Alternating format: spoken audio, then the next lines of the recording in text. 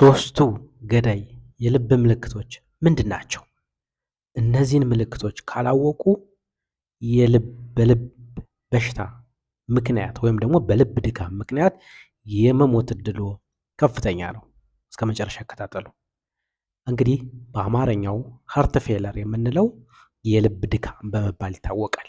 ይህ የልብ ድካም ማለት የልብ ጡንቻዎች በበቂ ሁኔታ መኮማተር ወይም ደግሞ መዝናናት አቅቷቸው ለሰውነት አካላት የሚያስፈልገውን ያህል ደም ማሰራጨት ወይም ደግሞ መምታት ሲሳናቸው የሚከሰት የጤና እክል ነው። ይህ ማለት ግን ልብ ሙሉ ለሙሉ ስራውን አቁሟል ማለት አይደለም። ስለ ልብ ድካም ማወቅ የሚገቡ ዋና ዋና ነጥቦች የሚከተሉት ናቸው። አንደኛ፣ ዋና ዋና ምልክቶችን ማወቅ አስፈላጊ ነው። የልብ ድካም ያለበት ሰው የሚከተሉትን ምልክቶች ሊያይ ይችላል። አንደኛ፣ የትንፋሽ ማጠር፣ በትንሽ እንቅስቃሴ እረፍት ሲያደርግ ወይም ደግሞ በጀርባ ሲተኙ መተንፈስ መቸገር። ሁለተኛ፣ ከፍተኛ የልብ ድካም ስሜት፣ የዕለት ተዕለት ስራዎችን ለማከናወን ወይም ደግሞ ለመስራት አቅም ማጣትና ቶሎ መድከም። ሶስተኛ፣ የአካል ማበጥ ወይም ኢደማ የምንለው በፈሳሽ መከማቸት ምክንያት የእግር፣ የቁርጭምጭሚት፣ የባቶች ወይም ደግሞ የሆድ አካባቢ ማበጥ። አራተኛ፣ ቀጣይነት ያለው ሳል፣ በተለይ በሌሊት የሚስል ወይም ደግሞ ነጭ ወይም ደግሞ ሮዝማ አረፋ የመሰለ አክታ ያለው ሳል።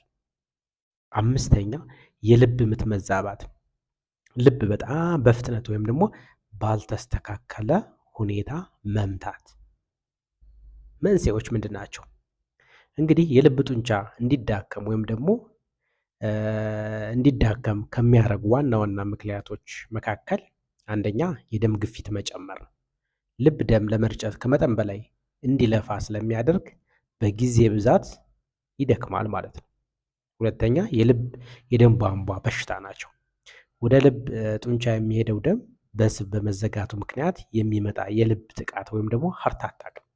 ሶስተኛ፣ የልብ ቫልቭ ችግሮች ናቸው። የልብ ደም መቆጣጠሪያ በሮች በአግባቡ አለመስራት ማለት ነው። በአራተኛ ደግሞ የሮማቲክ የልብ ህመም፣ በተለይ በኢትዮጵያና በታዳጊ ሀገራት ለልብ ድካም ዋነኛ መንስኤ ከሆኑት አንዱ ነው። የሮማቲክ ሃርት ዲዚዝ ለረጅም ጊዜ በቶንሲል የተሰቃዩ ወይም ደግሞ የታመሙ ሰዎች ለሮማቲክ ሃርት ዲዚዝ የመጋለጥ እድላቸው ከፍተኛ ነው። በአምስተኛ ደረጃ እና በመጨረሻ የስኳር በሽታ፣ ከመጠን ያለፈው ውፍረትና አልኮል ማዘወተር ናቸው። የህክምና አማራጮች ምንድን ናቸው? የልብ ድካም አብዛኛውን ጊዜ ሙሉ ለሙሉ ባይድንም ትክክለኛ ክትትል ምልክቶችን መቀነስ ረጅምና ጤናማ ህይወትን መኖር ይቻላል። አንደኛ፣ መድኃኒቶችን በመጠቀም በሐኪም የሚታዘዙ የልብ ስራን የሚያቀሉ የደም ግፊትን የሚቀንሱ እና ትርፍ ፈሳሽን ከሰውነት የሚያስወግዱ መድኃኒቶች አሉ። እነዚህም በማዘዝ። ሁለተኛ፣ የአኗኗር ዘይቤ ለውጥ በማድረግ ጨው መቀነስ፣ ፈሳሽ መጠንን መልመድ፣ ክብደትን መቆጣጠር እና ሲጋራና አልኮልን ማቆም። ሶስተኛ፣ የቀዶ ጥገና ወይም ደግሞ የመሳሪያ ህክምና እንደ አስፈላጊነቱ የልብ ምት ማስተካከያ ወይም ፔስ መከር የምንለውን መግጠም ወይም ደግሞ የቫልቭ ቀዶ ጥገና ሊያስፈልግ ይችላል ማለት ነው። ሌላው ስለ ልብ ድካም ስናወራ ማወቅ የሚገቡንን ዝርዝር ነገሮችን ልንገራችሁ። ማወቅ የሚገቡን ዝርዝር ነገሮች አሉ። ከነዚህም መካከል የልብ ድካም አይነቶችን ነው፣ ታይፕስ ኦፍ ሃርት ፌለር ማወቅ አለብን። የልብ ድካም ልብ በየትኛው ጎን ላይ እንደተጎዳ ወይም ደግሞ በምን መልኩ መስራት እንዳቃተው መለየት አለብን። በመጀመሪያው የግራ መስመር የልብ ድካም ወይም ደግሞ ሌፍት ሳይድድ ሃርት ፌለር የምንለው ማለት ነው በጣም የተለመደ ሲሆን ልብ ደምን ወደ መላ ሰውነት በበቂ ሁኔታ መርጨት ሲያቅተው ይከሰታል ማለት ነው። ዛስ ኮንጀስቲቭ ሃርት ፌለር የምንለው ማለት ነው። ይህም በሲስቶሊክ ጊዜ የልብ ጡንቻ መዳከሙ ምክንያት ደምን በሚገባ መጭመቅ ወይም ደግሞ መምታት አለመቻል ነው ማለት ነው። ዲያስቶሊክ ጊዜ ደግሞ የልብ ጡንቻ በመደርደሩ ምክንያት ወይም ደግሞ በመጠንከሩ ምክንያት ልቡና በደም ስር የሚገኘው ወይም ደግሞ በኦክስጅን በሚገባ መሙላት አለመቻል ማለት ነው። ስለዚህ ሲስቶሊክም ዲያስቶሊክም ችግር ሊኖረው ይችላል፣ ደምን ሲረጭና ደምን ሲሞላ ማለት ነው። ሁለተኛው የቀይ መስመር የልብ ችግር ነው ወይም ደግሞ ራይት ሳይድድ ሃርት ፌለር የምንለው ልብ ደምን ወደ ሳምባ መግፋት ሲያቅተው የሚከሰት ሲሆን አብዛኛውን ጊዜ የሚመጣው በግራ መስመር የልብ ድካም ምክንያት ነው ወይም ደግሞ በኮንጀስቲቭ ሃርት ፌለር አማካኝነት። ስለዚህ የግራ የልብ ድካም በሚኖርበት ጊዜ የቀኝም የመከሰት እድሉ ከፍተኛ ነው ማለት ነው። ይህ ሲሆን ፈሳሽ በሆድና በእግሮች አካባቢ የመከማቸት እድል ይኖረዋል ማለት ነው። ሁለተኛ በሽታው የሚያባብሱ ድንገተኛ ምክንያቶች ምንድን ናቸው የሚለውን ነገር ልንገራችሁ፣ ወይም ደግሞ ፕሬሲፒቴቲንግ ፋክተርስ የምንላቸው። የልብ ድካም ያለበት ሰው እንግዲህ ጤንነቱ በድንገት ሊያሽቆለቁል የሚችለው በሚከተሉት ምክንያቶች ነው። አንደኛ የሳምባ ምች ወይም ደግሞ ኒሞኒያ በሚኖርበት ጊዜ። በተለይ በኢትዮጵያ ውስጥ የልብ ድካም ታካሚዎች በድንገት ለከፋ አደጋ ከሚዳርጉ ቀዳሚ ምክንያቶች አንዱ የሳምባ ምች ነው ወይም ደግሞ ኒሞኒያ ማለት ነው። ሁለተኛ የመድኃኒት ማቋረጥ ነው።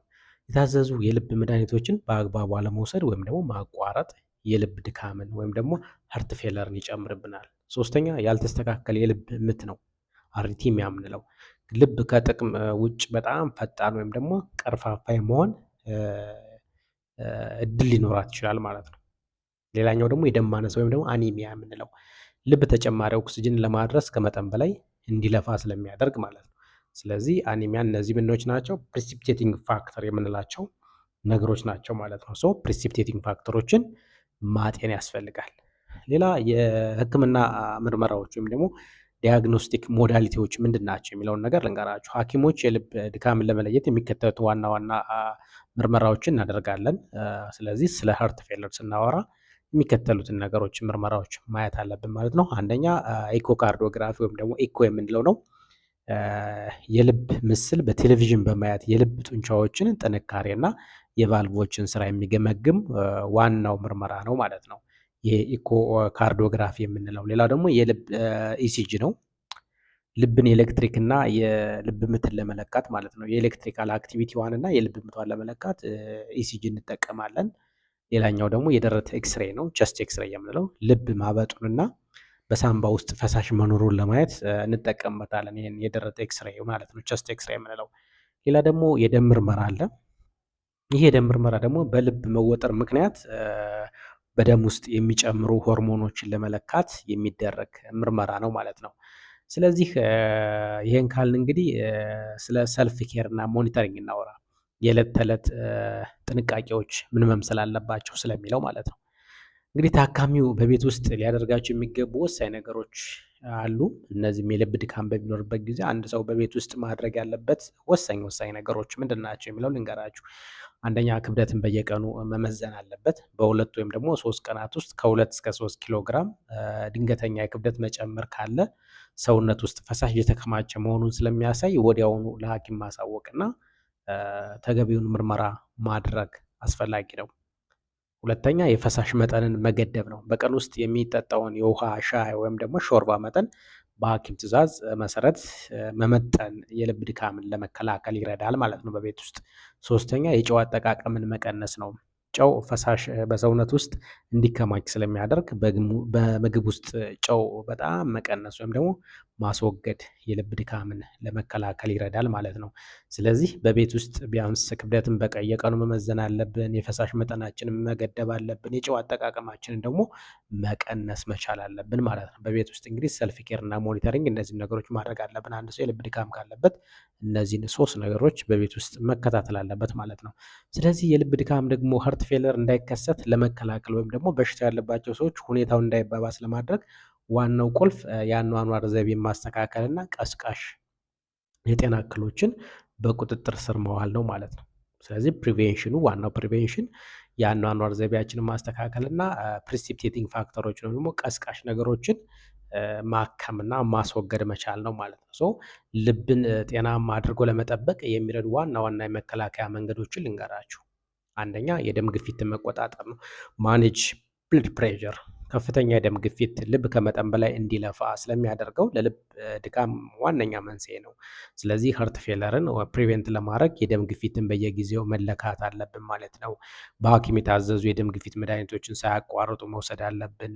በምግብ ውስጥ የጨው መጠንን በከፍተኛ ሁኔታ መቀነስ አለብን ማለት ነው። ስለዚህ የደም ግፊትን መቆጣጠር አንዱ ፕሪቬንሽን መካኒዝም። ሌላኛው ደግሞ ጤናማ አመጋገብ መከተል ነው፣ ወይም ደግሞ ሃርት ሄልዚ ዳይት የምንለው አለ። የምንመገበው ምግብ በደም ቧንቧዎቻችን ውስጥ ስብ እንዳይከማች በማድረግ የልብ ጥቃትን ወይም ደግሞ ሀርት አታክን ይከላከላል ማለት ነው። ስለዚህ አትክልት፣ ፍራፍሬ፣ ጥራጥሬ እና ፋይበር ያለባቸውን ምግቦች በማዘወተር ፕሪቬንሽን ኤንድ ማኔጅመንት ኦፍ ሀርት ፌለርን ማከናወን እንችላለን። ቅባት የበዛባቸውን የተጠበሱና የተቀነባበሩ ምግቦችን ደግሞ ማስወገድ መቻል አለብን። የእንስሳት ተዋጽኦ እንደ ስብ፣ ዛት ሚንስ ቅቤ፣ ስጋ መቀነስ አለብን ማለት ነው። ስለዚህ ጤናማ አመጋገብን መከተል መቻል አለበት። ሌላኛው የአካል ብቃት እንቅስቃሴ ማድረግ ነው። ፊዚካል አክቲቪቲ ማድረግ ግዴታ ነው። የአካል ብቃት እንቅስቃሴ የልብ ጡንቻዎችን ያጠነክራል፣ የደም ዝውውርን ያስተካክላል፣ ሀርት ፌለርን ፕሪቬንት ያደርጋል ማለት ነው። በሳምንት ቢያንስ በ150 ደቂቃ ወይም ደግሞ በቀን 30 ደቂቃ ለ5 ቀናት ያክል ቀለል ያሉ እንቅስቃሴዎች እንደ ፈጣን እርምጃ ማድረግ አለብን ማለት ነው። ነገር ግን እዚህ ጋር ቀደም ሲል የልብ ህመም ያለባቸው ሰዎች እንቅስቃሴ ከመጀመራቸው በፊት ከሐኪማቸው ጋር መነጋገር መቻል አለባቸው ማለት ነው። ምክንያቱም የትኛው እንቅስቃሴ ነው ማከናወን ያለባቸው የሚለውን ነገር በደንብ ተረድተው መውጣት ስላለባቸው። ሌላኛው የኮሌስትሮል እና የስኳር መጠንን መቆጣጠር ነው። ኮንትሮል ኮሌስትሮል ኤንድ ዲያቤቲክ ሌብል ማለት ነው። በደም ውስጥ ያለውን የስኳር መጠን መበላሸት የልብ ደም ቧንቧዎችን ይጎዳል ማለት ነው። ስለዚህ የስኳርና የኮሌስትሮል መጠንን በምግብ፣ በስፖርት ወይም ደግሞ በመድኃኒት ማስተካከል መቻል አለብን። ሌላኛው ጎጂ ልማዶችን ማስወገድ ነው። ሲጋራ ማጨስን ማቆም። ሲጋራ የደም ቧንቧዎችን በማጥበብና የልብ ምትን እና የደም ግፊትን ይጨምራል ማለት ነው። አልኮልን መቀነስ ወይም ደግሞ ሙሉ ለሙሉ ማቆም። ከልክ ያለፈ አልኮል የልብ ጡንቻዎችን በቀጥታ የመመረዝና የማዳከም ስራ ስለሚሰራ ወይም ባህሪ ስላለው ይሄም ሙሉ ለሙሉ ማቆም አለብን ማለት ነው። ሌላው የሰውነትን ክብደት ማስተካከል ነው። እንግዲህ ከመጠን ያለፈው ውፍረት ልብ ተጨማሪ ደም ለመርጨት ጠንክሮ እንዲሰራ ያደርገዋል ማለት ነው። ስለዚህ ክብደት ከጤናማው የክብደት መጠን በላይ ማደግ የለበትም ማለት ነው።